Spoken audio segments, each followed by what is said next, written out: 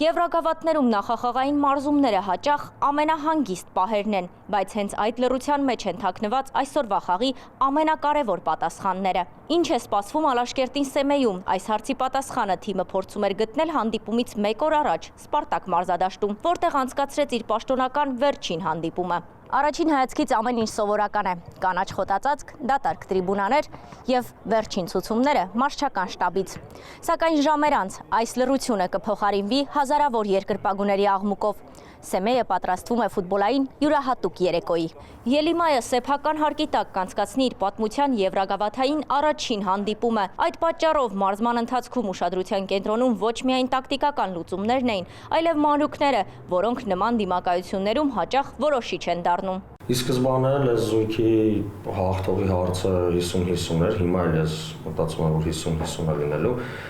Որոշ չլինելու, որ քիչ առաջ նշեցի, որ թիմը որ ավելի կարգապահ կլինի, ավելի ուշադիր կլինի ու որ թիմը կօգտվի իր ստեղծած թեկուզ կիսատ-պռատ պահերից կամ ռեալ վտանգավոր պահերից ու գոլ կխփի։ Ամեն ինչն էլ վերլուծել ենք, պատրաստ ենք հանդիպմանը։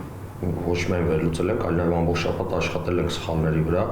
ու նաև մեր ուժեղ կողմերի վրա, որպեսզի ավելի շատ կարողանանք հակազդենք ու ազդենք մրցակցի վրա։ Ալաշկերտի համար նման մթնոլորտը նոր չէ։ Թիմը եվրագավաթներում բազմիցս խաղացել է լեփ-լեցուն մարզադաշտերում եւ գիտի, թե ինչպես կառավարել ճնշումը։ Վաղվա խաղում տարիների կուտակած փորձը պետք է կիրառել հենց մարզադաշտում։ Ժամեր անց այս մարզադաշտում պատմություն է գրվելու, անկախ վերջնական արդյունքից։